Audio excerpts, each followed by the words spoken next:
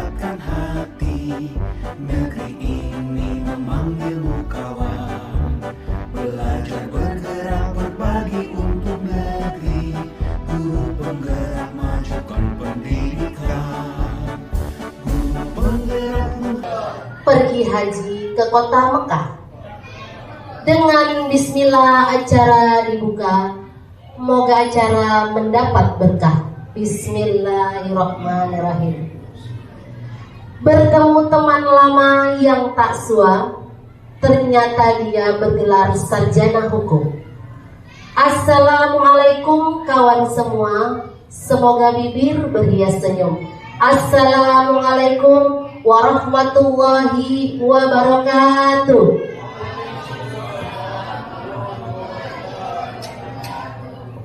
Alhamdulillah, alhamdulillahirabbil alamin.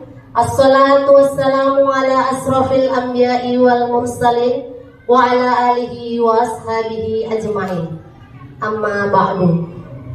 Pertama-tama dan yang paling utama, marilah kita ucapkan puja dan puji syukur kehadirat Allah Subhanahu wa taala, yang mana beliau telah melimpahkan rahmat dan karunia-Nya sehingga kita masih diberikan kesehatan dan keselamatan sehingga dapat berkumpul di acara diseminasi budaya positif di SMA Negeri 4 Tambusai Utara yang dibawakan oleh Bapak Walekson Huta Balian SPD dan Ibu Mila Angela SPD GR sebagai calon guru penggerak angkatan ke-7. Selawat berangkaikan salam tak lupa kita hadiahkan kehadirat kepada junjungan kita Nabi besar Muhammad sallallahu alaihi wasallam dengan ucapan Allahumma shalli ala sayyidina Muhammad wa ala ali sayyidina Muhammad. Semoga di akhirat kelak kita mendapatkan syafaatnya. Amin amin ya rabbal alamin. Bapak Ibu agar lebih semangat kalau saya baca pantun pakai cakap ya. Pagi hari makan kelapa, rasanya enak, bikin tertawa. Masuklah kita ke acara yang kedua, menyanyikan lagu Indonesia Raya kepada Ibu Ros Megawati Sinaga SPD.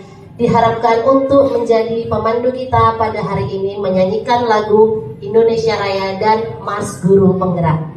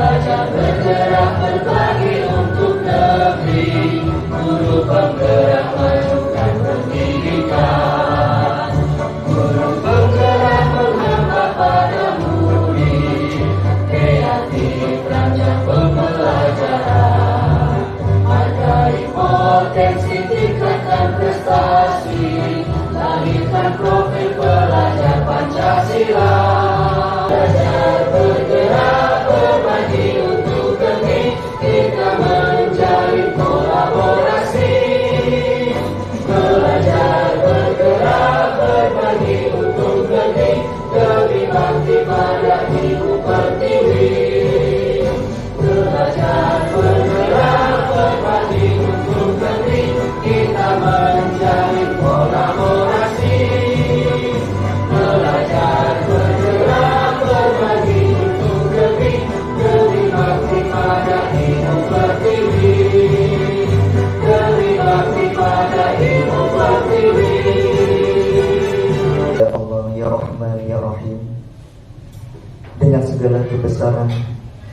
keagungan-Mu, kami tak henti-henti mengucapkan puji serta syukur atas nikmat dan rahmat-Mu yang senantiasa diberikan kepada kami, sehingga pada pagi hari ini kami dapat hadir bersama dalam rangka kegiatan diseminasi budaya positif di SMA Negeri 4 Tambusai Utara ini. Wassalamualaikum mursalin walhamdulillahi rabbil alamin. Assalamualaikum warahmatullahi wabarakatuh. Bismillahirrahmanirrahim. Assalamualaikum warahmatullahi wabarakatuh. Dan selamat pagi menjelang siang untuk kita semuanya.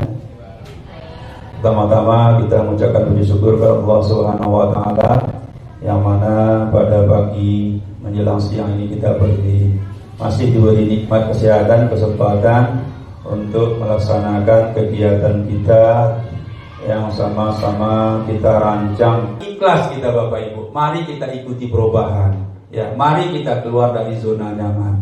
Mudah-mudahan kita selalu dalam lindungan Allah Subhanahu wa taala. Kami akhiri wabillahi taufiq wa hidayah. Wassalamualaikum warahmatullahi wabarakatuh. SMA Negeri 4 Tambusai Utara, sekolah yang maju. Siswanya keren-keren dan juga kreatif. Inilah acara yang ditunggu-tunggu, diseminasi budaya positif. Kepada Bapak Walekson Huta Balian dan Ibu Mila Angela SPD dipersilahkan. Baik Bapak Ibu, sudah agak lama kita duduk ya. Coba kita renggang sedikit.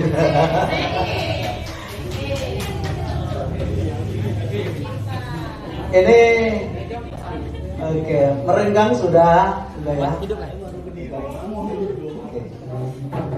Ini enggak banyak-banyak apanya. Kita cukup yel-yel saja ya.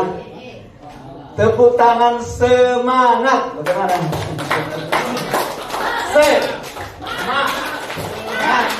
Semangat. Kita ulangi ya. Tepuk tangan semangat. Semangat. Wah. Silakan dulu Bapak dan Ibu yang kami muliakan.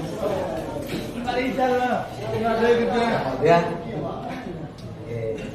Karena budaya CGP itu harus kreatif katanya. Jadi walaupun sudah tua tetap bisa berkreasi ya. Yang terhormat Bapak Kepala Sekolah SMA Negeri 4 Tambus Utara, yang saya hormati teman wakil kepala sekolah, yang saya hormati senior grup penggerak 5 orang, yang saya hormati juga teman-teman pendidik SMA Negeri 4, yang saya hormati Pendik Pak Dedi, tentu Pak Arifin, Robi. Pak Arifin banyak sekali membantu Pak Nenggolan ya. Untuk teknologi sudah agak pendek gitu ya. Jadi Pak Ipin punya andil sangat besar untuk mensupport Pak Nenggolan untuk maju CGP ini. Terima kasih Pak Ipin. Dan juga anak-anak didik kami yang kami banggakan, harapan kami, terima kasih kalian dilibatkan di sini sejajar dengan para guru ya. Artinya bebas berbicara, bebas mengeluarkan pendapat. Amin ya. Sekilas dengan CGP Bapak dan Ibu yang kami hormati, saya sudah mengajar 25 tahun dan sesungguhnya sudah ibarat kayu sudah bengkok gitu ya, udah bungkuk. Jadi meluruskan yang bungkuk itu wah sangat dibutuhkan energi, dibutuhkan banyak energi ya. Namanya udah bungkuk. Tapi CGP ini memberikan satu paradigma baru bagi kami, bagi saya secara pribadi, ini sebagai testimoni ya. Marilah kita yang muda-muda masih ada waktu. Kalau before 15 ya, before 15 ya, 50 ya, before 15, maaf ini belajar bahasa Inggris. Ibu 50 masih energik dan masih punya kesempatan, ya. Kami sudah after 50. Masih juga yang sudah bengkok diluruskan kembali atau dilempang ke depan. Artinya tidak ada yang tidak bisa asalkan kita mau. Itu sebagai testimoni atau motivasi dari kami. Terima kasih untuk kepala sekolah yang sudah menyampaikan arahannya tadi. Bapak Ibu, betapa pentingnya kita belajar budaya positif ini. Ya, kita mulai saja ke materi kita. Budaya positif ini apa sih? Budaya positif itu sebenarnya tidak terlalu asing dan kadang kata-katanya tidak asing di telinga kita, tapi maknanya sangat mendalam ketika kita dalami lebih jauh. Budaya positif itu tidak lebih dari adanya perubahan sikap seorang guru, itu dulu ya. Dan seorang guru bisa mempengaruhi orang lain supaya seperti apa yang dia inginkan. Itu budaya positif. Jadi ini luas nanti kita bahas. Terus bagi peserta didik, budaya positif ini bagaimana mereka mengubah perangai mereka tanpa kita paksa. Itu yang anak-anak Bapak ya, tanpa ada penekanan, tanpa ada pressure yang membuat mereka ketakutan. Oke, saya simulasikan dulu. Anak Bapak berdiri dulu, berdiri. Satu laki-laki, satu perempuan. Sini. Satu laki-laki, satu perempuan. Sini maju. Jadi kamu menghadap sama si kenal ya? Kenal. Apa bahasa?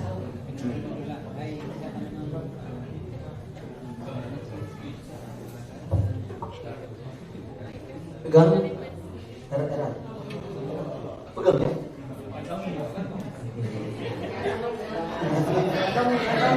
Oke, kalau mau dia kan? Oke, sekarang begini. Uang ada di tangan si Rio. Rio ya? Anak Bapak? Hah? Angel. Nah, sekarang Angel mau enggak ini? Mau enggak? Mau ya? Coba sekarang bujuk dulu Rio. Bagaimana supaya Rio memberikan uang itu kepada Anda? Kerja mengalir, ya. Bujuk dia. Bagaimana caramu untuk bagi dong atau sama kuat?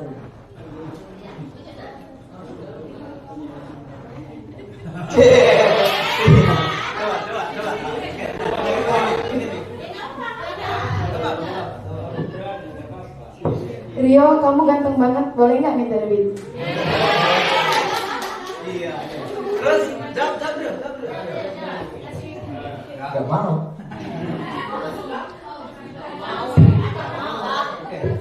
Terus kamu bujuk nggak mau? Terus apa cara lain? Paksa. Pegang tangannya. Supaya lepas dari itu kembali. Terus apa upaya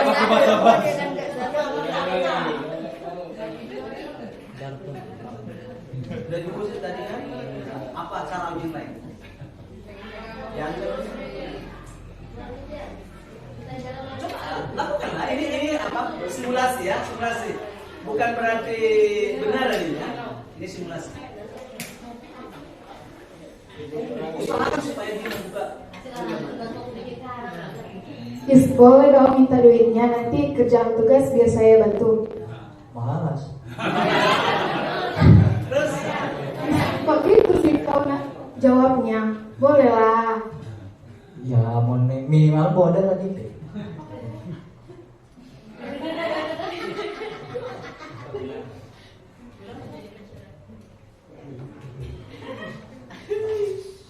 Nanti kulaporkan kau sama bapak kepala sekolah kau ambil duitnya. Loh, orang dikasih sama Pak Alexon kok.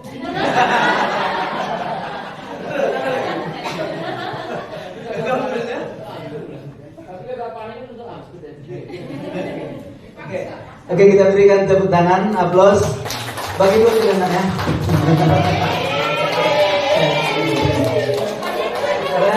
Kalian capek ya.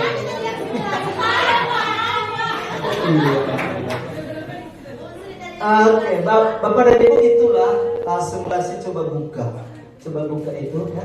Ada perubahan paradigma dari disiplin positif atau nilai-nilai kebajikan universal. Artinya bahwa segala sesuatu yang kita inginkan dari orang lain, sekalipun dia murid, dia tidak akan membuka tangannya kalau dia tidak ikhlas.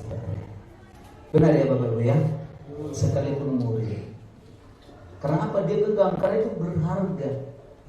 Dan kalau dia buka itu tangannya, sudah dipastikan ada feedbacknya atau ada kesenangan yang dia dapatkan dari si angel tadi. Ya, sekiranya dibuka tadi ya.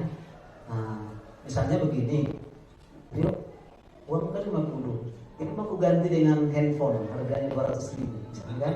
Kalau dihitung-hitungan, kan mau dia buka kata begitu.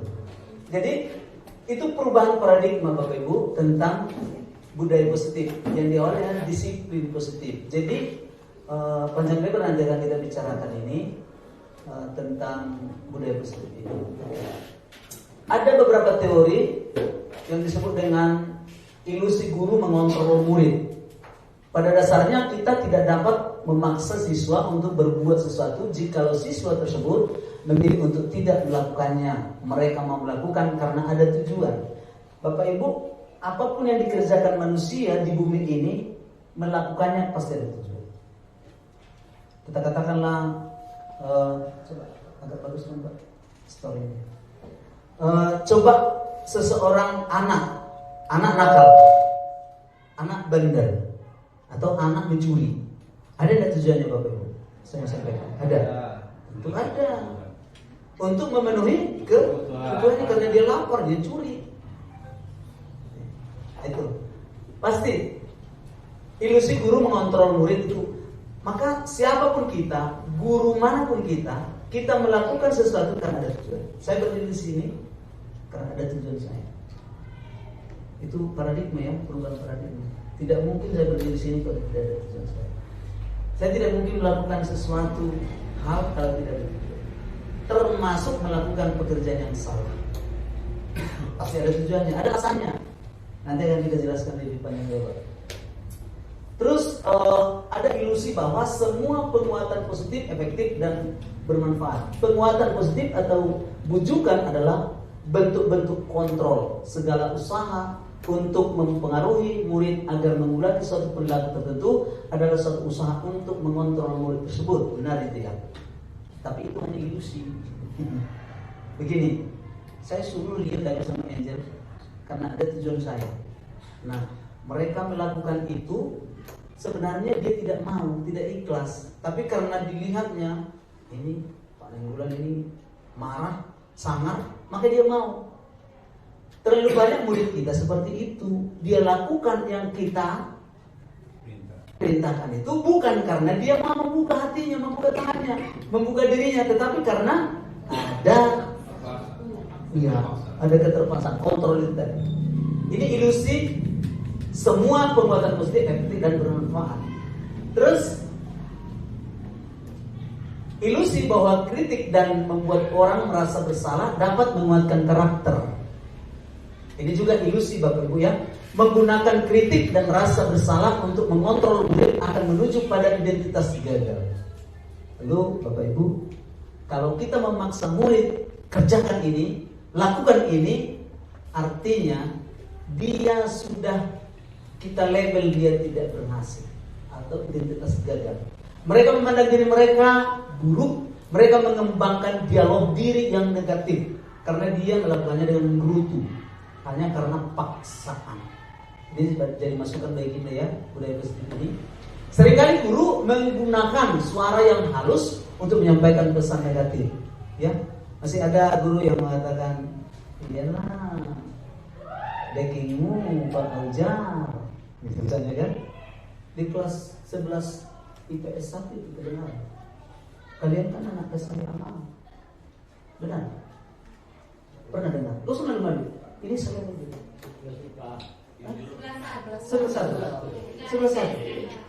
Sebelah satu, pernah? Yolah kalian anak kesini batu. Ini dia. Dengan suara halus kita melukai hati mereka. Benar ya? Ini kita untuk kita dan dari kita untuk kita, untuk dari positif ini. Jadi kedepannya jangan sampai berulang terhadap itu ilusi. Oke, ilusi bahwa orang dewasa memiliki hak untuk memaksa. Orang dewasa merasa bahwa mereka memiliki tanggung jawab untuk membuat murid berbuat hal tertentu yang sudah saya sebut tadi. Akan tetapi hal itu berlaku hanya jangka waktu tertentu. Dia lakukan memang ingat karena terpaksa. Ingat,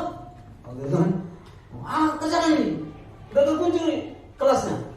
Dia melakukannya bukan dengan kesadarannya, tetapi karena ada peraturan, ada paksaan. Kalau tidak, maka kalian bla bla bla. Kalau tidak, nilai kalian terancam di ujung pena saya. Sering ya Bapak Ibu ya keluar kata-kata itu. Kalau tidak, maka kalian akan bla bla bla. Baru menyadari bahwa perilaku memaksa tidak efektif untuk jangka panjang. Jadi hanya itu saja. Keluar dari kelas itu, tidak mau lagi dia melakukannya dengan kesadaran tinggi. Tidak mau lagi dia melakukan menutup kelasnya, menutup jendelanya, hanya karena diplototi sama wali kelasnya dilakukan. Itu ilusi bahwa orang dewasa memiliki hak untuk memaksa. Malahan sebuah hubungan permusuhan yang akan terbentuk menggonggok di dalam hatinya. Oke. Ini yang kita bicarakan. Dari sebelah kiri, Bapak Ibu, ada di situ namanya stimulus respon. Bukan stimulus ya. Iya bro. Stimulus atau stimulus? Stimulus respon. Serentak katakan stimulus respon. Wah, mana suaranya? Serentak stimulus respon. Nah, apa stimulus respon itu Bapak Ibu? Realitas bahwa kebutuhan kita sama. Semua orang melihat hal yang sama. Kita coba mengubah orang agar berpandangan sama dengan kita. Perilaku buruk dilihat sebagai suatu kesalahan. Orang lain bisa mengontrol saya bisa mengontrol orang lain. Pemaksaan ada pada saat bujukan gagal. Model berpikir menang atau kalah. Tapi win loss, ya. Terus di sini pemaksaan ada pada saat bujukan gagal. Jadi sudah dibujuk ingat, tapi nggak mau, ini keluarlah namanya stimulus respon. Bapak Ibu ya.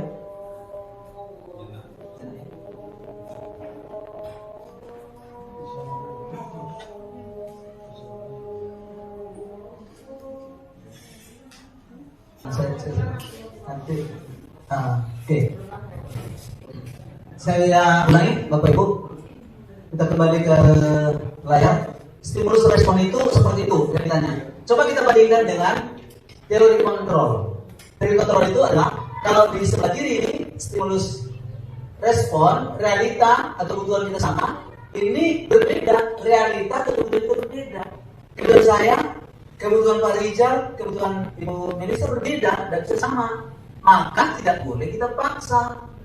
Apalagi anak-anak, kebutuhan mereka beda dari kebutuhan kita. Kebutuhan mereka diayomi, kebutuhan kita dihormati. Jadi makanya kita harus beralih dari stimulus respon kepada teori kontrol. Semua orang melihat hal yang sama. Nah di teori kontrol setiap orang memiliki gambaran berbeda gambarannya. Setiap orang, karena sudut pandang kita berbeda, latar belakang kita berbeda, suku berbeda, bahkan warna kulit berbeda, latar belakang berbeda. Ya. Terus di sini kita berusaha memahami pandangan orang lain tentang dunia. Di sini kita coba mengubah orang lain berpandangan sama dengan kita.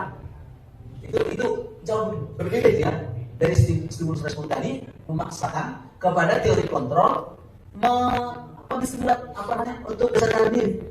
Semua perilaku memiliki tujuan. Ini perilaku buruk dilihat sebagai suatu kesalahan. Sementara di sini semua perilaku memiliki tujuan. Seperti yang saya bilang tadi, dia mencuri goreng karena memang ada kebutuhannya, cuma kenyang dia. Mau dia mencuri goreng, tidak seperti itu. Oke. Hanya Anda yang bisa mengontrol diri Anda. Tidak bisa saya mengontrol Bapak dan Ibu. Hanya Bapak Ibu yang bisa mengontrol diri Bapak dan Ibu. Termasuk anak tadi, itu situasinya tadi kan sudah jelas. Berbagi saya terangkan jauh-jauh. Kalau dia tidak mau, tak akan mau bukanya. Nah, Anda tidak bisa mengontrol orang lain. Ya kan? Dan di sini saya bisa mengontrol orang lain. Berbeda. Jadi dari budaya positif ini, kepala sekolah pun tidak bisa mengontrol saya. Benar ya Bapak Ibu ya? Tidak bisa mengontrol saya. Dia kontrol saya. Di mana Pak Nikola? Di kantor Pak, di kelas Pak. Padahal saya di Batu. Kan tadi. Tidak bisa. Jadi hanya kesadaran saya. Terus, di sini pemaksaan ada pada saat bujukan jalan. Di sini kolaborasi dan konsensus menciptakan klien-klien baru. Jadi perpaduan antara Melisa, Pak Santo, Pak Saragi itu akan melahirkan pemikiran-pemikiran itu namanya konsensus. Kalau berkolaborasi, ya boleh. Kalau berkolaborasi 2 orang akan berbeda dengan berkolaborasi 3 orang, berkolaborasi 5 orang. Tentu kalau semakin banyak aset, potensi semakin berpeluang untuk lebih besar lagi konsesinya. Terus di sini model berpikir menang atau kalah. You menang atau gue. Di situ ya. Kamu yang hebat atau saya. Itu di stimulus respon. Jadi sini bertekan. Aduh, membenarkan diri. Sedangkan di sini model berpikir menang. Win solusinya. Menang. Menang bahasa Jawanya. Menang ya. Ya. Menang. Sering. Apa itu menang? Bukan menang ya. Ini menang. Bukan menang ya. Kalau menang jadi apa sih? Nggak sinkron antara bahasa Jawa menang dengan menang. Nih, Bapak Ibu, perhatikan stimulus respon. Ini realita. Kebutuhan kita sama. Udah saya sebutkan tadi. Oke. Kenapa? Karena ada 5 kebutuhan dasar manusia. Yang pertama ada bertahan hidup. Yang kedua ada kasih sayang dan rasa diterima. Yang ketiga ada kebebasan, ada kesenangan, ada kepuasan. 5 kebutuhan dasar manusia itu harus terpenuhi. Kalau tidak terpenuhi, lunjak. Kalau terpenuhi bertahan hidup, tidak akan mencuri dia, tidak akan melakukan aksi yang salah. Kalau ada kasih sayang dan rasa diterima, tidak akan cabut anak, tidak akan membangkang dia, tidak akan melawan bapak ini, karena ada kasih sayang kita berikan yang dimulai dari dulu. Di rumah pun nanti akan tercipta, terus di sekolah apa lagi? Di rumah sudah ditendang sama bapaknya, di sekolah dipukul sama gurunya, mau jadi apa tidak itu? Gimana pendapat kalian? Gitu ya? Di rumah dimarahi, di sekolah dimarahi, kira-kira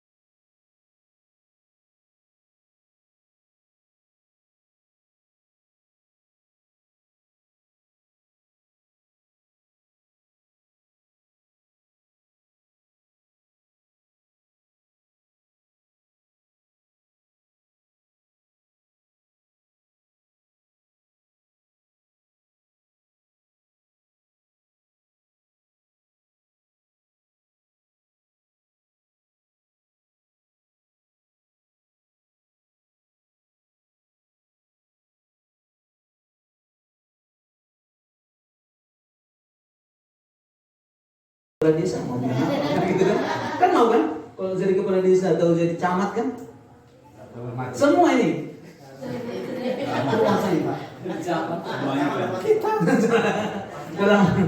dalam arti pejabat ya. Ini penguasaan ini anak pun ingin dia. Makanya kalau kita lihat anak-anak kecil itu selalu mengidolakan apa itu ya, Ranger apa lagi Iron Man. Karena dia mengidolakan itu, tidak mengidolakan orang tuanya. Jadi kita juga di rumah kan supaya kita idola ya. Karena anak itu juga butuh penguasaan, kesenangan. Baik, Bapak Ibu. Ini sebenarnya di materi kelima ini. Makna kata disiplin. Kata disiplin juga sering dihubungkan dengan hukuman. Padahal itu sungguh berbeda karena belajar tentang disiplin positif tidak harus dengan memberi hukuman. Berbeda Bapak Ibu. Kalau kita bekerja, ayo tegakkan disiplin. Kira-kira apa yang terjadi dalam benak kita? Tegakkan disiplin di sekolah, saya bilang, atau di tempat kerja. Datang tepat waktu, Pak. Terus? Tidak masuk dalam kelas. Oke. Kemudian mengikuti peraturan yang ada dalam sekolah. Kita berikan aplaus untuk Pak Syarta. Sekiranya tidak terpenuhi tadi 5 kebutuhan ini, tidak ada disayangi kepala sekolah, tidak ada dikasih kebebasan untuk berhasil, tidak ada kesenangan, tidak diberikan kita penguasaan, apalagi bertanding tidak dikasih gaji dari kita dulu. Kata sebagai tadi bisa juga. Ya, kita berikan tepuk tangan ya. Jelas ya? Jelas. Iya kan? Nggak perlu kita cari-cari kemana-mana. Apa yang contohnya? Jelas. Kalau tidak diberikan kepala sekolah, padahal disiplin juga harus begini-begini. Artinya, kata disiplin itu sangat erat dengan hukuman. Kalau tidak dilakukan, maka diputuslah gaji. Kalau tidak dilakukan, maka tidak diberikan kesempatan promosi. Kalau tidak dilakukan apa yang ditugaskan tadi, maka apa namanya ini, kasih sayang dan segala macamnya. Itu dia. Jadi makna disiplin selama ini dalam benak saya sebelum CTP, disiplin itu hukuman. Itu hukumannya. Jadi makanya ketika kita tidak melakukannya, kita disetrap. Anak-anak disetrap, datang terlambat disetrap. Nanti akan kita bicarakan tentang apabila keyakinan kelas. Di sisi kedua, disiplin dari bahasa Latin disciplina, yang artinya belajar. Coba kita cermati Bapak Ibu ya. Kata disiplin itu dalam bahasa aslinya adalah belajar, bukan dihukum. Bukan hukuman. Kata disiplin, disciple, artinya murid, pengikut. Orang yang mau menjadi murid, orang yang mau mengikuti kita, itulah arti disiplin. Jadi jangan hukuman. Salah kita. Kalau ada itu. Karena itu hukuman. Oke. Tapi disiplin itu mengikuti kita, menuruti apa yang kita inginkan, kehendak, itulah disiplin. Mempengaruhi. Itulah kata disiplin. Iklannya. Iya. Untuk menjadi seorang murid atau seorang pengikut seseorang harus paham betul alasan mengapa mereka mengikuti suatu aliran atau ajaran tertentu, sehingga motivasi yang terbangun adalah motivasi intrinsik bukan ekstrinsik. Maka anak melakukan bukan karena terpaksa tetapi dengan kesadaran tinggi. Itu yang diinginkan. Itulah peralihan dari stimulus respon kepada teori kontrol. Intinya ini kalimat terakhir ini.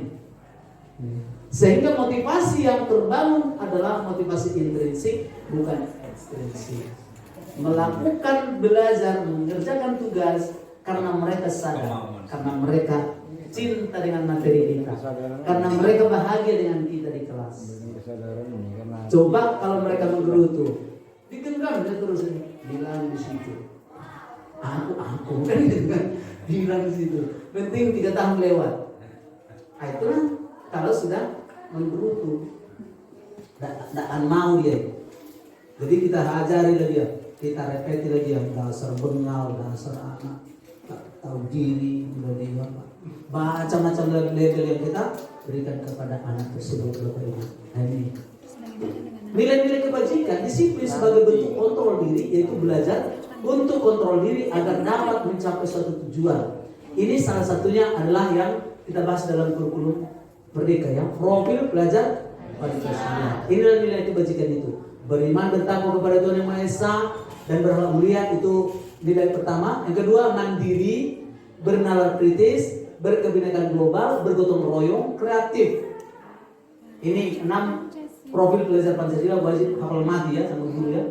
Oke. Tujuan mulia di sini mengacu pada nilai-nilai atau prinsip-prinsip mulia yang dianut seseorang. Kita namakan nilai-nilai tersebut sebagai nilai-nilai kebajikan atau virtus yang universal.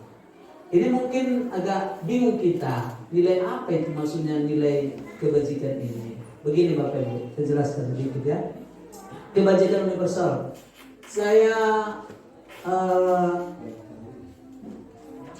Saya sebutkan dulu pada Mas atau apa? Ajo ya. Udah Rijal. Kalau saya mengasihi budak Rijal,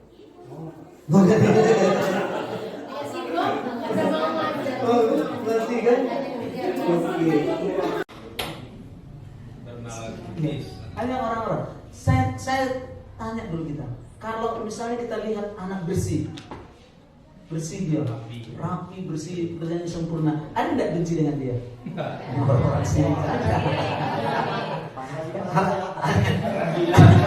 Hanya orang yang bermasalah saja yang tidak suka dengan itu. Kemudian ada beberapa organisasi lembaga pendidikan Ibu Primary Years Program PIP. Ini yang disebut dengan nilai universal mereka adalah toleransi. Ada yang benci dengan toleransi? Rasa hormat. Ada yang benci dengan rasa hormat. Integritas, mandiri, menghargai, antusias, empati, keingintahuan. Kita ingin tahu. Ada yang tapi jangan kepo ya. Ada yang kepo ya, mau tahu semuanya. Mengurusin susah, mengurus kartu keluarga susah, mengurusi orang yang muda. Ada yang ngurus orang yang muda. Ada yang mengurus orang yang muda.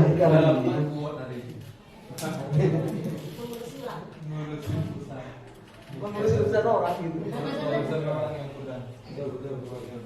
Mengurus simpayan.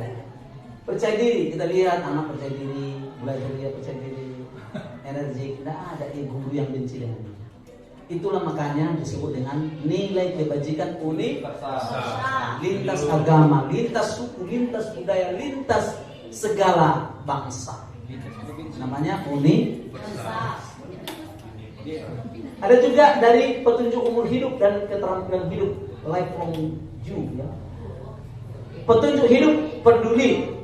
Lagi-lagi ya, Ibu Ningsi, peduli dengan kita gitu ya. Teman-teman, hari ini ternyata kamu ulang tahun ya, katanya. Peduli dia. Ada kita ada ulang tahun hari ini. Ini sekali 2 bulan. Penalaran, bekerja sama, keberanian, pengetahuan, usaha, keluasan, fleksibilitas, berorganisasi, kesabaran, keteguhan hati, kehormatan, memiliki rasa humor. Kalau ada orang pelucu ya pasti senang orangnya, ingin dekat dengan dia. Ada yang pelucu di sini. Integritas, jangan salah, sumber pengetahuan, tanggung jawab, persahabatan. Gimana tunjuknya? Ini petunjuk dari lembaga ini. Mereka membuat ini, maksudnya lembaga ini membuat nilai universal kami ini, kebajikan universal kami ini. Teori motivasi dan hukuman dan institusi. Ini sudah materi kedua. Bagaimana makan dulu kita? Soma. Nanti Bapak Ibu kita akan simulasi keyakinan kelas. Keyakinan kelas kita akan simulasi. Nanti Bapak Ibu akan dibagi 2 kelompok. Yang satu kelompok nanti membuat peraturan di kelas mereka, dan satu kelompok lagi mengubah menjadi keyakinan kelas. Kita berikan tepuk tangan dulu yang terbaik untuk peserta masing-masing. Di atas ya. Ulang Pak. Tangan di atas, menggapai bintang, menggapai bintang. Tangan ke samping, burung yang terbang. Tangan ke depan, ikan berenang. Duduk yang rapi,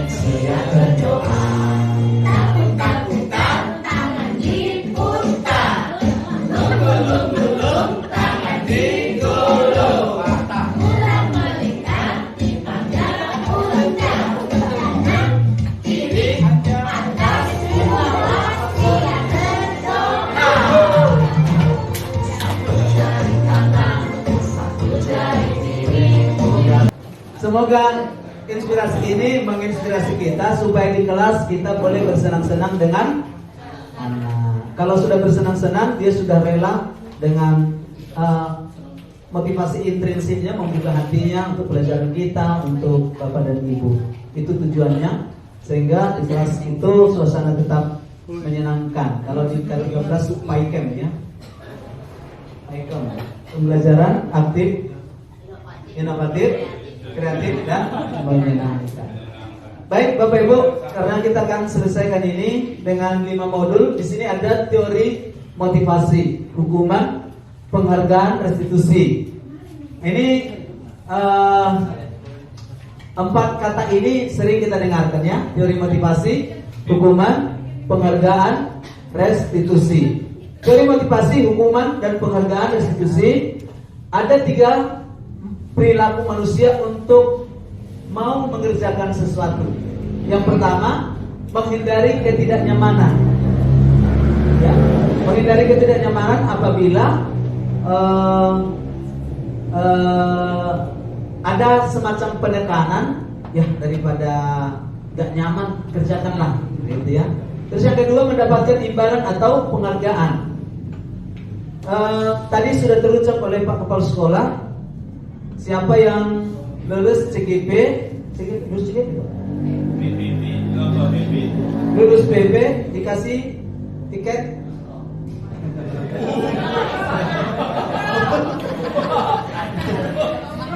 Dikasih administrasi untuk ambil S2, gitu ya. Jadi bermotivasi. Nah kita lihat nanti dari materi ini apakah ini tepat atau tidak. Menjadi orang yang mereka inginkan dan menghargai diri sendiri dengan nilai-nilai yang mereka percayai. Jadi 3 hal inilah motivasi manusia mau melakukan sesuatu pekerjaan. Hukuman dan penghargaan. Yang pertama, pertanyaan, apakah hukuman sama dengan konsekuensi? Pertanyaan Bapak Ibu, apakah hukuman sama dengan konsekuensi? Ya. Oke, silakan Mister diberikan jawabannya. Baik Pak, menurut saya hukuman sama konsekuensi itu Ya, boleh berdiri. Jadi menurut saya hukuman dan konsekuensi itu berbeda. Berbedanya dari waktu pemberian suatu tindakan tersebut kepada murid atau peserta didik yang kita bina. Kalau hukuman itu kesannya lebih ke spontan, Pak. Spontan itu seperti dia melakukan suatu kesalahan langsung diberikan suatu tindakan kepada suatu siswa itu, tapi kesannya jauh dari kata mendidik. Sementara kalau konsekuensi ini sudah ada terjadi kesepakatan sebelumnya. Iya. Jadi seperti itu. Terima kasih. Baik. Mana yang paling benar ini, konsekuensi atau hukuman? Konsekuensi. Kita lihat nanti lanjutannya. Ini format yang sudah baku. Kalau hukuman itu anak sedang dilabel identitas gagal, sedangkan konsekuensi atau restitusi yaitu tergolong dalam disiplin itu identitas sukses. Artinya ketika kita menghukum anak bahwa sudah ada kegagalan pada dirinya, misalnya kita suruh dia konsekuensi kan seperti ini, kalau kita datang terlambat apa konsekuensinya? Maka konsekuensinya kita tetapkan bla bla bla. Lalu kita buat nanti peraturan jangan terlambat. Kalau terlambat konsekuensinya ini. Seperti itu ya.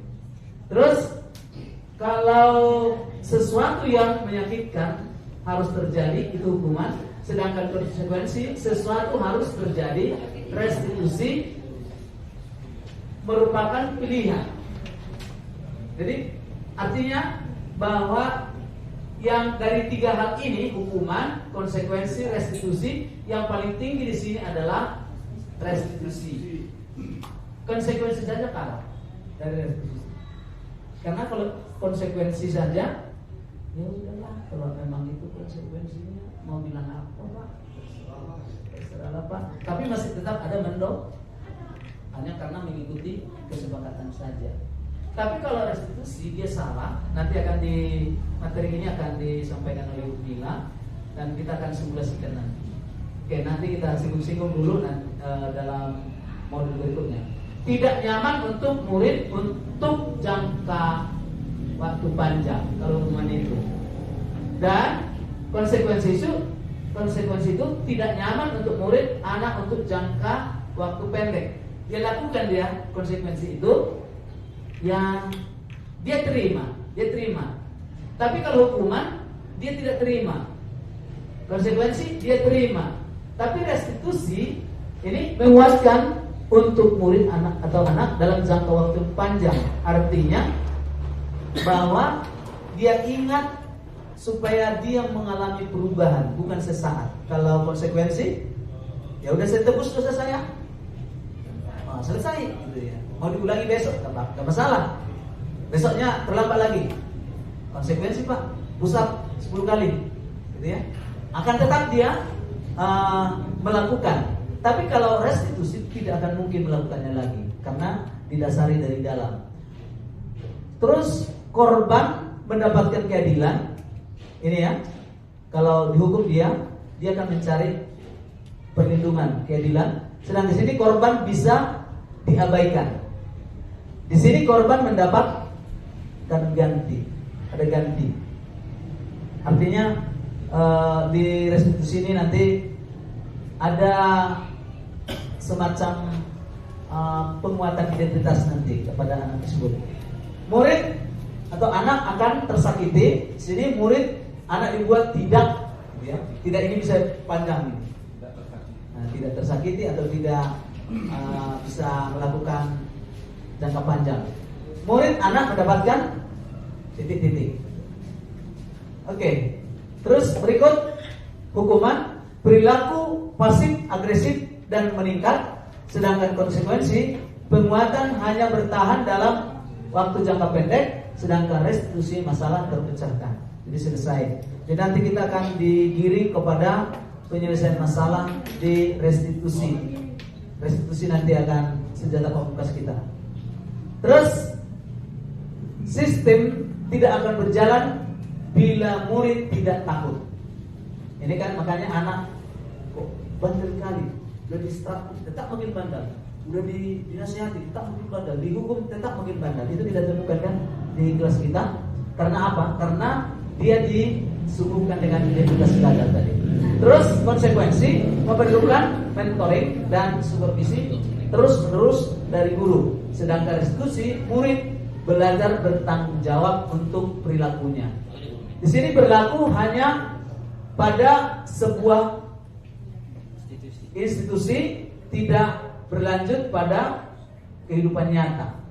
Di sini konsekuensi membantu penerapan mengikuti peraturan dalam masyarakat. Dan di sini fokus pada pemecahan masalah dalam jangka waktu yang panjang.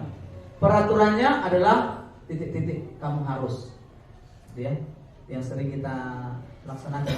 Kamu harus mengerjakan tugas, kamu harus datang tepat waktu, kamu harus. Sedangkan di konsekuensi apa aturannya Pak? Ya, jadi ya kalau terlambat lari 10 kali keliling, gitu ya. Karena udah itu konsekuensi. Nah, apa yang kamu yakini? Ini kalau restitusi, apa yang bisa kamu lakukan untuk memperbaiki masalah ini? Itu kalau restitusi. Jadi sangat berbeda tiga penanganan ini Bapak Ibu ya. Peraturannya adalah kamu harus. Ini apa peraturannya? Mampukah kamu melakukannya? Terima kasih. Bisa dibaca Bapak Ibu? Salah-salah membaca dulu yang terang penglihatannya. Pak Besar. Bisa nampak? Ibu Anas, guru kelas WSD mendapatkan masalah. Murid-muridnya tidak bisa tertib berdiri antri di depan pintu kelas dan selalu berebutan masuk ke dalam kelas setelah jam istirahat usai. Ini tentunya sangat mengganggu proses pembelajaran di mana kelas tidak dapat mulai tepat waktu karena Ibu Anas sibuk menenangkan murid-muridnya untuk waktu cukup lama. Akhirnya Bu Anas berpikir cepat dan mengandalkan stiker bintang. Setiap murid-muridnya akan masuk kelas usai jam istirahat. Bu Anas akan mengiming-imingi murid-muridnya dengan stiker bintang. Siapa yang dapat berdiri lurus dan berbaris rapi antri di depan pintu dapat tersebut dan langsung berdiri rapi di depan pintu agar mendapatkan stiker bintang. Hal ini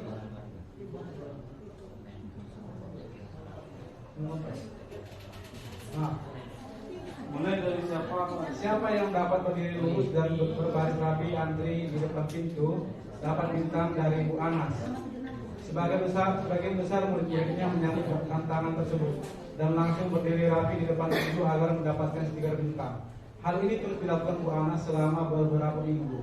Karena cukup berhasil membuat murid-muridnya berdiri rapi antri di depan pintu, sampai pada suatu saat Bu Anas sakit dan terpaksa digantikan Pak Heru.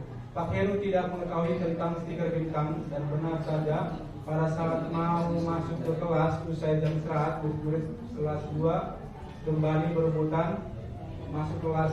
Apa yang terjadi? Mengapa? Bapak Ibu, ini penekanannya di sini. Dihukum oleh penghargaan. Ya, di situ kata kuncinya, dihukum oleh penghargaan. Bolehkah kita memberikan penghargaan supaya tertib anak? Kira-kira seperti itu di sini. Ya, ini kasusnya. Nah, Bu Anas ini terus membuat penghargaan, kasih bintang, ketika tertib kasih bintang, jadi tertib. Nah, tiba-tiba Ibu Anas tidak bisa mengajar, digantikan Pak Heru. Kemudian anak-anak tidak bisa tertib. Gara-gara apa? Karena tidak ada stiker bintang. Nah, oke. Menurut pendapat Bapak Ibu, baguskah kita dihukum dengan penghargaan? Berdasarkan teori motivasi yang telah Anda pelajari pada pembelajaran sebelumnya, kira-kira apa motivasi murid-murid kelas 2 untuk bersedia berdiri antri sebelum masuk kelas? Adakah cara lain agar murid-murid kelas 2 bersedia antri di depan kelas tanpa diberi penghargaan stiker bintang? Ya, sudah terjawab ya Bapak Ibu ya. Oke, kita lanjutkan. Pengaruh jangka pendek atau jangka panjang. Hukuman dan penghargaan itu adalah penghargaan tidak efektif. Ini ya, tidak efektif rupanya. Apa yang disampaikan oleh kepala sekolah tadi, berdasarkan materi kita ini, budaya positif ini, penghargaan itu juga tidak baik. Bisa ya? Bisa ya Bapak Ibu ya? Pak Tanjung kira-kira bisa dimengerti? Kurang Pak, masih kurang. Oke, saya ulang ya. Hukuman dan penghargaan. Jadi di sini kan kalimat kita tadi dihukum oleh penghargaan, ini yang kuning itu. Nah, dihukum oleh penghargaan. Nah, ternyata ketika anak tidak diberikan penghargaan, akan balik dia ke perilaku yang lama. Itu maksudnya. Jadi artinya kesimpulannya juga tidak baik kalau diberikan penghargaan untuk melakukan teori kontrol tadi. Ya, bisa Pak Tanjung ya? Bisa Pak ya. Nah, ini penghargaan mengurangi penghargaan merusak hubungan. Bagaimana caranya? Penghargaan merusak hubungan. Solih. Oke, gini. Saya buat contoh yang sudah terjadi. Mana si Rio tadi? Oke, Rio dapat penghargaan tadi. Oke. Kira-kira bagaimana perasaan? Nah. Ingin juga ya. Maunya aku lebih panggil dari ada kecen? Betul ya? Maka disebut di sini penghargaan itu harus hubungan. Terakhir siapa namanya? Nadim. Nggak enak dengan si Angel tadi. Apalagi Angel tak mau berbagi, ya. Oke, kira-kira seperti itu. Kalau makanya dalam kurikulum ke-13 itu juara 1, juara 1, juara 1, juara 1, juara 2, juara 3 kan begitu kan? Kasih buku, kasih ini. Maka juara 4, 5 dan 6 itunya anaknya, aku enggak. Jadi ternyata enggak bagus juga rupanya. Metode penghargaan ini. Penghargaan mengurangi ketepatan. Ada yang bisa menjelaskan ini? Tidak tepat. Artinya begini, kalau tepat jawabannya dikasih. Kalau tidak tepat, nanti tidak dikasih. Juga tidak baik. Penghargaan menurunkan kualitas. Ketika tidak dipenuhi kepala sekolah janjinya, maleslah. Sampai di kegiatan buat nanti anak ini pada suara segala macam. Terakhir kita menggerutu. Ini fakta-fakta yang kita alami ya. Saya sendiri, bapak sendiri, ibu mengalami. Penghargaan menurunkan kualitas. Ketika saya buat simulasi. Saya kasih tadi uang 50.000 sama Rio. Ya? Rio sebagai anggota kelas di sini. Nah, ketua kelas enggak? Rio. Enggak ya. Contohnya begini. Kalau saya kasih sama Rio sebagai ketua kelas 50.000 misalnya, maka seingat ketua kelasnya ada rasa ingin juga ya. Untuk aku yang dikasih ya. Iya. Cemburu ya, ada rasa cemburu sedikit.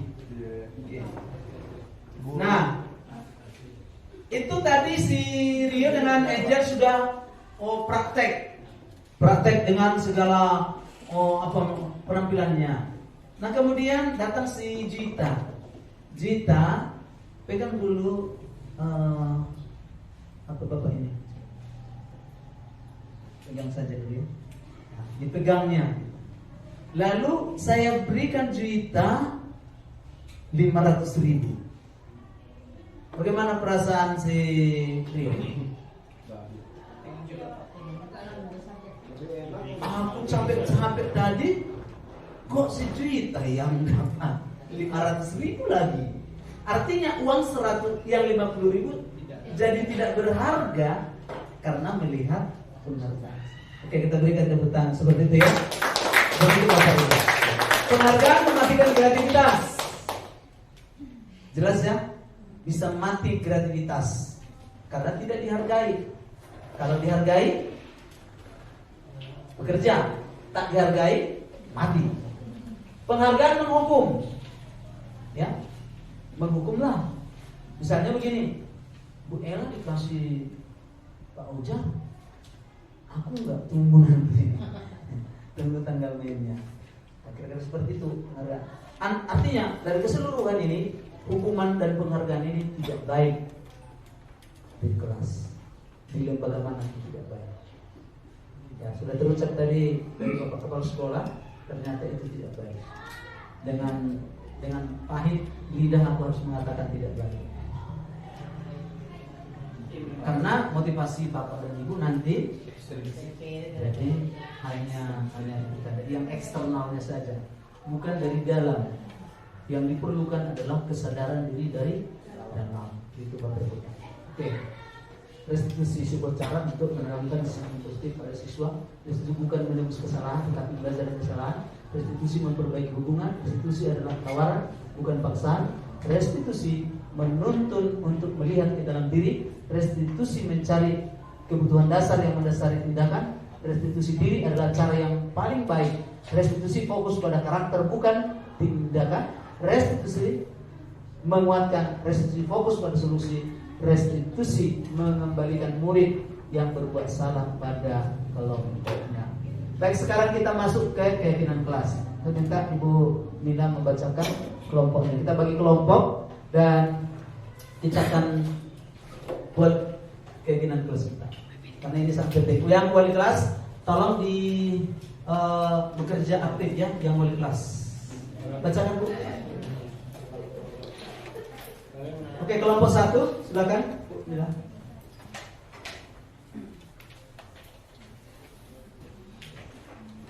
Tolong berkumpul ya Bapak Ibu yang di kelompok 1 ya.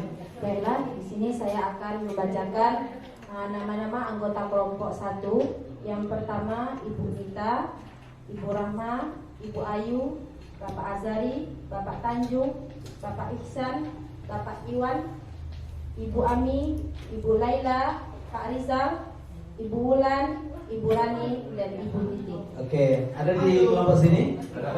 Yang selebihnya boleh keluar, kita geser. kelompok 2 Enggak. Ibu Lisi, Ibu Rosmini, Ibu Nisa, Pak Rafi, Pak Dian, Pak Pasti, Pak Yamin, Pak Juwanto, Pak Rafi, Pak Suranto, Pak Nyalaka. Oke, baru di sini. Jika ada nama yang belum, Pak Koini mungkin bisa bergabung ke kelompok 2. Ada lagi yang belum? Baik, tidak harus semua. Nah, mungkin bisa bergabung ke kelompok 1 atau kelompok 2. Oke, di sini. Oke, dari kelompok 1 saya harap dari kelompok 1 berperan sebagai seorang guru yang membuat keyakinan kelas. Berperan sebagai seorang guru. Tolong dipilih salah satu dari kelompok itu berperan sebagai gurunya. Oke, di kelompok 2 juga ada satu orang berperan sebagai guru. Silakan maju ke depan. Ini ke depan sini yang berperan sebagai guru. Dan kami akan bagikan sampai di sini. Yang di sini kelompok 2 tadi. Oke, menggeser dulu Ibu biar masuk yang tadi. Oke, silakan dulu. Kelompok 2 tadi. Ya, silakan dulu di sini. Bapak Ibu yang di kelompok 2 tadi. Ya. Ya, berkelompok.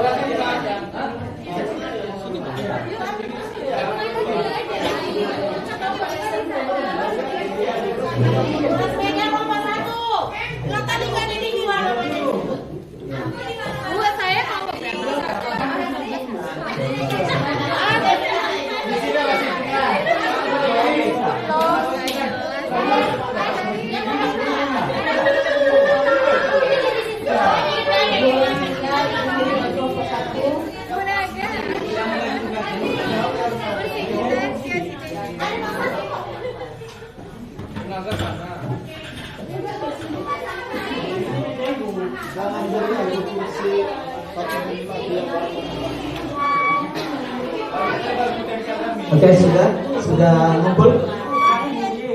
Baik, kita ya. Di kelompok 1 tugasnya membuat peraturan kelas.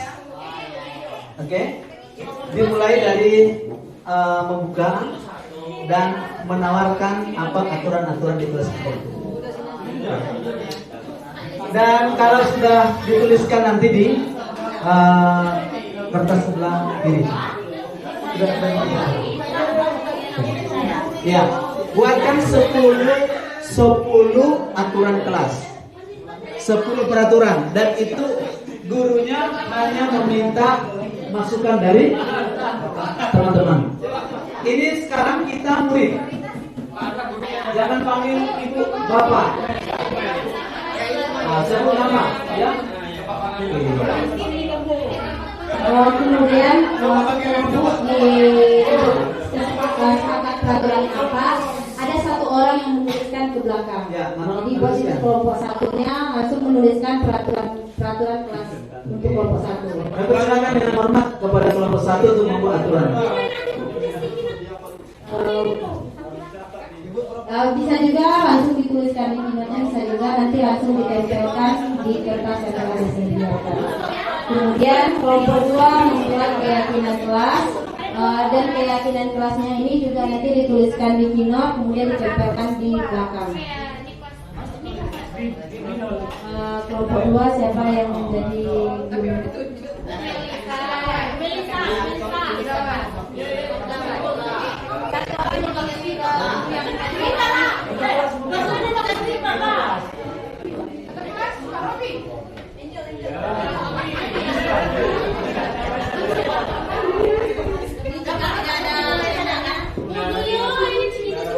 Oke, baik Bapak Ibu kita saksikan dulu kelompok 1 untuk membuka sesi pembentukan keyakinan kelasnya. Peraturan kelasnya. Dan satu orang siapa tukang tulis di sana di situ juga saja. Maksudku biar sama-sama kita membaca di sana. Tulis saja di BPP ditulis. Jadi sama-sama kita. Kalau kecil nanti nggak bisa nanti. Siapa juru tulisnya? Willy apa? Oke. Silakan Bu, mulai. Baik, mohon kita tertib. Di sebelah kiri dulu peraturannya Pak Sari. Peraturannya begini. Aturannya begini. Kelompok 1 membuat peraturan kelas 10. Jangan ini terserah lah. Lalu tulis di sana. Buka saja.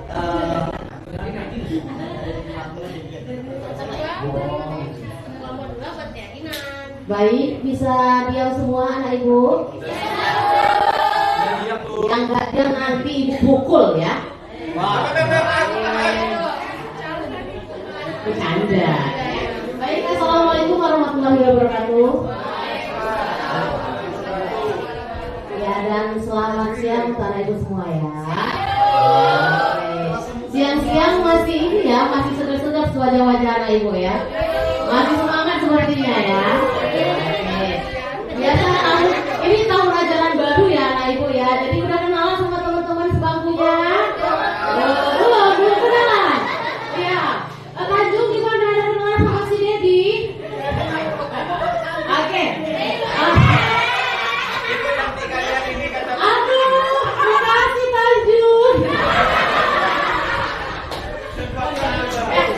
Jadi karena semua anak-anak ibu ini adalah anak baru masuk nih, tentu harus tahu dong apa aja peraturan-peraturan di kelas kita ya. Jadi kita ini adalah kelas 10-1 ya anak ibu ya. Jadi kita buat dulu nih apa-apa aja peraturan yang kita tetapkan ya untuk berlaku di kelas kita selama 1 tahun ajaran. Bisa anak ibu? Bisa. Oke, nanti kalau minimal 10 kita buat ya peraturannya ya. Nah, jangan banyak-banyak dibuat satu tidak akan buat percuma juga ya. Oke, nanti. Oh iya boleh. Aduh, ibunya pakai gelas. Ya, jadi nanti kita ajukan tangannya ya nak. Misalnya apa mau peraturan kalian? Yang pertama bu, misalnya jangan pacaran di kelas. Nah, boleh seperti itu ya. Oke, baik Ibu Pandu ya, siapa yang mau ngajukan tangan dulu, ayo. Oh iya, Naga. Ini namanya Naga ya. Iya, Naga. Oke, apa Naga? Jangan terlambat. Oh, tolong ya anak ibu, siapa namanya itu Azhari? Tulis yang bagus Azhari ya. Ya, kata Naga tadi jangan terlambat. Namanya Naga Dragon. Ayo, siapa lagi? Ya, Ayu apa Ayu? Kita nggak boleh bawa HP bu. Oh, nggak boleh bawa HP.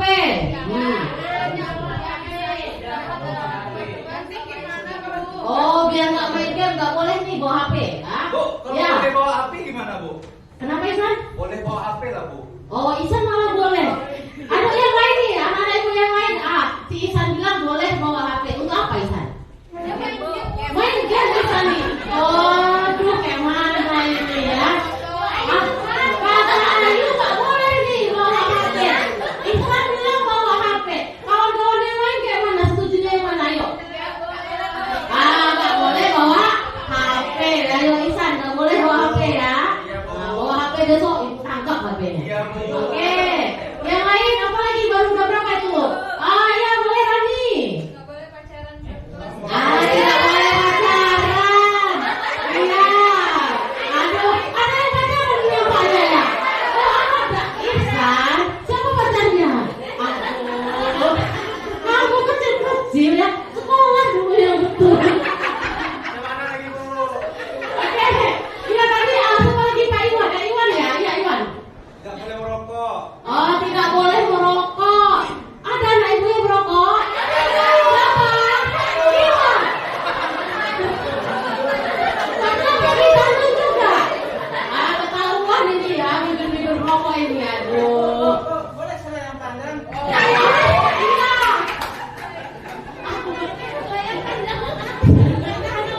Ya, oke. Itu udah berapa, Azari? Udah 6. Ya, ayo 5 lagi. Ya, Nita. Tidak boleh permisi ketika guru menjelaskan pelajaran. Oh, tidak boleh permisi ketika guru menjelaskan. Oh, ketika lagi pelajaran nggak boleh permisi. Nah, yang lain mana silakan?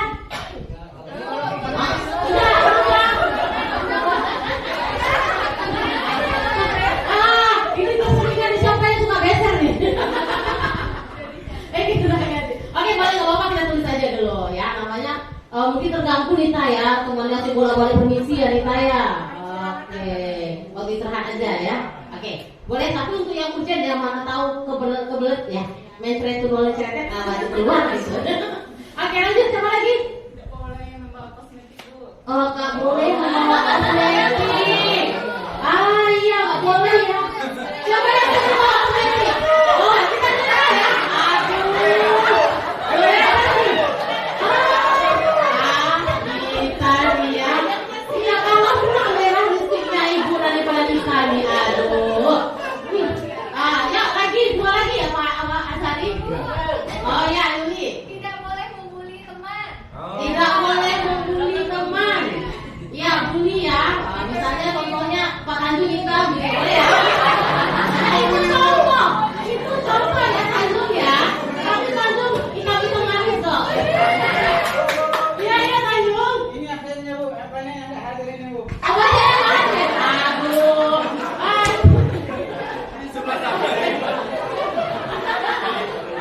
Ya, oke, satu lagi. Dua lagi ya. Dari Asari dulu, Asari nulis aja tapi nggak ada Asari bilang. Oh, tidak boleh makan di kelas ya. Oke, berarti nggak boleh dimakan di kelas ya. Kalau makan hati bisa. Tanjung makan hati suka ya, hati mahal loh Tanjung. Apalagi hati bau. Oke, satu lagi, ayo. Ulan Dedi belum ngomong nih. Oh Isan, oh ya. Tidak boleh melawan guru. Oh, tidak boleh melawan guru. Nah, Ibu satu lagi Bu. ya. Tidak bisa Bu. Kata-kata kasar Bu. Tidak boleh berkata-kata kasar. Tambah terus. Kita 10 ya udah. Tidak habis ya.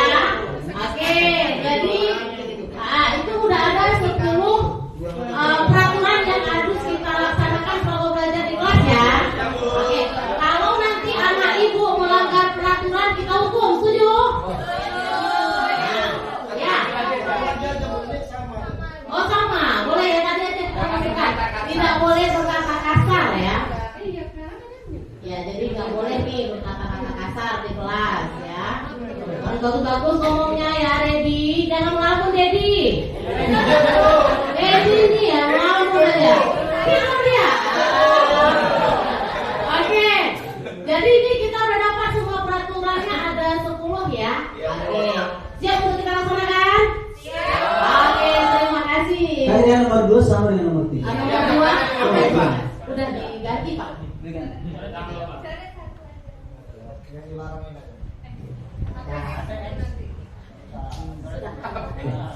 Oke.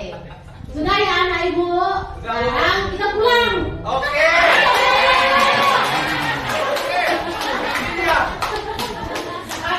Sebelum kita membentuk tentang kelas kita buat dulu peraturan kelas kita ya anak-anak ibu ya. Maaf Ibu Guru, di kelompok 2 membuat keyakinan, sudah ada peraturan berubah menjadi keyakinan. Yang 10 itu berubah menjadi keyakinan. Silakan. Minggu lalu kita sudah buat peraturan ya. Peraturan kita ada 11. Yang pertama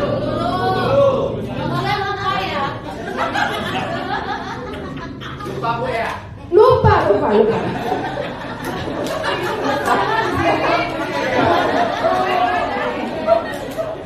Oke. Masih ingat peraturan kita yang pertama apa itu?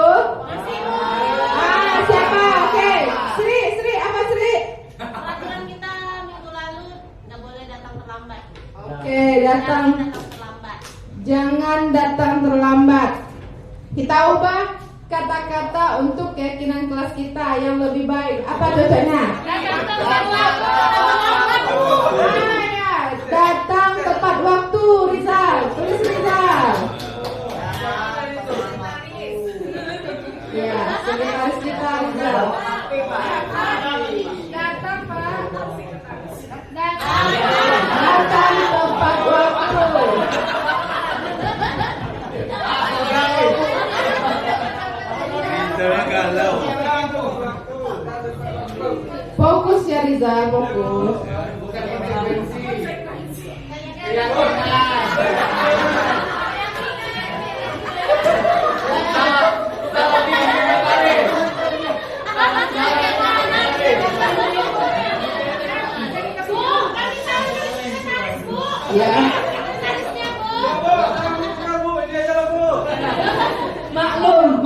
Rizal banyak yang diurusnya. Dia kemarin jadi sekretaris OSIS juga. Oke. Nah, yang kedua apa peraturan kita lagi? Oke, pintar Arta. Beri apa dulu Arta? Oke. Apa keyakinan yang kita buat harusnya? Boleh bawa handphone kalau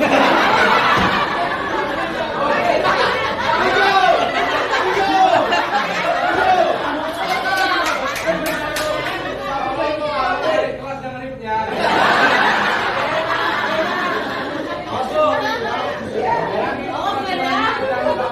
Jadi keyakinan kita boleh bawa handphone kalau disuruh gurunya. Berarti bagusnya bagaimana itu bahasanya anak-anak ibu? HP-nya setengah, Bu. Diizinkan bawa HP jika diizinkan guru mapel.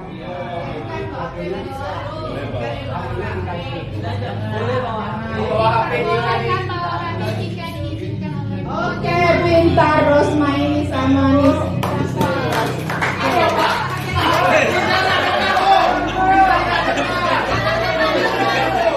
Apa tadi? Boleh membawa HP asalkan diizinkan guru mapel. Boleh membawa HP asalkan jika diizinkan guru mapel.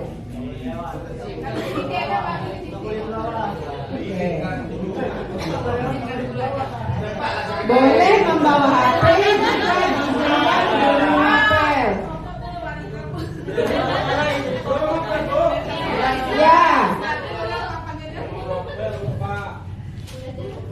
Oke. Yang ke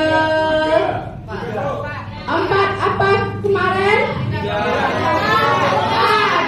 Tidak boleh. Apa keyakinan kita buat? Boleh sekali-sekali pacaran. Kalau pacaran terus nanti nggak fokus untuk sekolah kita ini. Apa bagusnya keyakinan? Keyakinannya berteman semua di dalam kelas. Semua di dalam kelas adalah teman. Jadi nggak ada yang cinlok-cinlok. Ada cinlok di sini? Ada. Siapa? Ada teman. Siapa?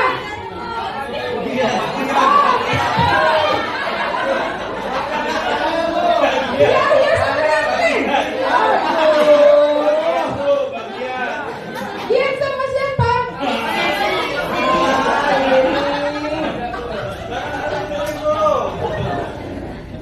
Jangan terlalu dekat ya dia sama Ningsi ya.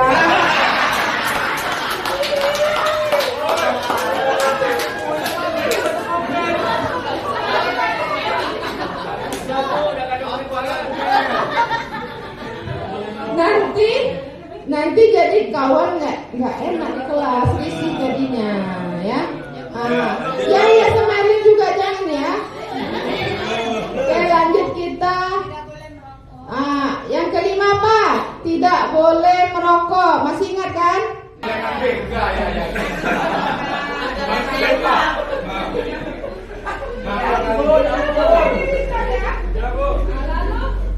tertib di dalam kelas. Jadi kalau nggak ada guru tertib, ya. Kalau ada guru nggak tertib. Ada yang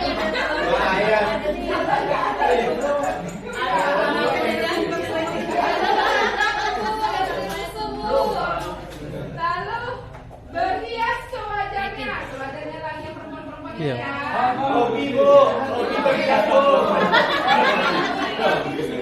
Bawa aja punya baby ke sekolah. Ini pakai baby, Bu. Bawa baby.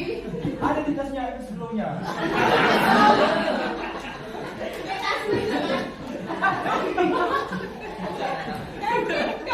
Siapa nih? Siapa nih? Saling menghormati. Baik, Bu.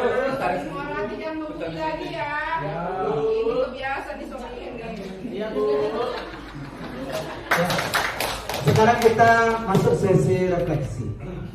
Dari pembelajaran kita menyusun mulai dari peraturan kelas sampai ke keyakinan kelas, saya minta dari kelompok satu orang menyampaikan unek-uneknya dari pembelajaran ini, apa pesan moral dari pembelajaran kita ini, dan apa yang harus kita diinginkan oleh peserta didik kita di dalam proses belajar ini. Satu orang dari kelompok satu orang dari kelompok 2, nanti satu orang dari peserta didik kami. Kepada siapa saya berikan ini? Bu Dita. Sama Pak Solih satu. Pak Solari. Terima kasih Pak atas kesempatannya. Adapun yang bisa kita simpulkan dari pembentukan keyakinan kelas ini, itu antara peraturan dan keyakinan itu berbeda. Keyakinan kelas itu berbeda. Yang mana kalau keyakinan kelas di sana lebih bahasanya lebih positif, sehingga kalau kita lihat peraturan kelas itu menggunakan kata-kata negatif, ya menghukum. Jadi alangkah lebih baiknya kita di kelas sebagai antara wali kelas dan siswa kita itu membentuk keyakinan kelas. Oke, kita berikan aplaus untuk kita. Refleksi dari kelompok 2, Pak Sugio. Baik, terima kasih.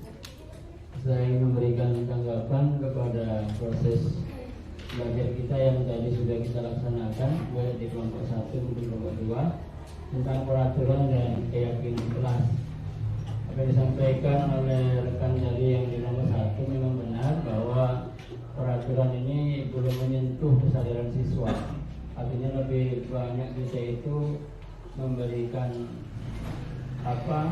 punishment, hukuman yang sehingga anak nanti menjadi tertekan, kesadarannya tidak tumbuh, sehingga apabila kita buat seperti keyakinan kelas, artinya lebih menyentuh anak itu agar mereka sadar apa yang harus dibuat, karena keadaannya anak itu terkadang kan lebih ingin menonjolkan ego-egonya masing-masing kan, seperti memang merokok, membawa lipstik atau sebagainya itu.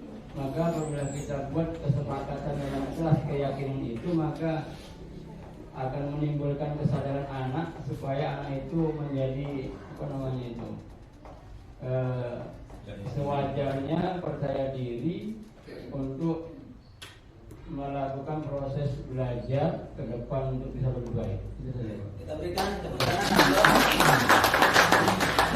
Baik, untuk anak didik kami kepada Hidayah memberikan Hidayah atau Hidayah.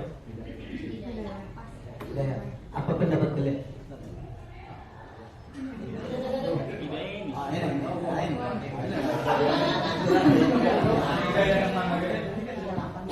Baik, izin menyampaikan pendapat dari saya mengenai peraturan dan keyakinan kelas. Kalau peraturan itu menurut saya dominannya pada seluruh peserta didik dari sekolah, Pak. Berbeda dengan keyakinan kelas. Kalau keyakinan kelas itu dominan pada seluruh siswa yang ada di kelas itu harus menaati keyakinan kelas tersebut gitu. Jadi apabila nanti siswa yang ada di kelas itu tidak menaati keyakinan tersebut, maka dia berurusan pada wali kelas. Itu berbeda dengan peraturan. Kalau peraturan tadi apabila dia melanggar, maka dia akan berurusan pada guru BK. Itu sekian dari saya, Pak. Oke, kita berikan aplaus untuk Oke. Bapak dan Ibu, ternyata ini sesi refleksi kita, ternyata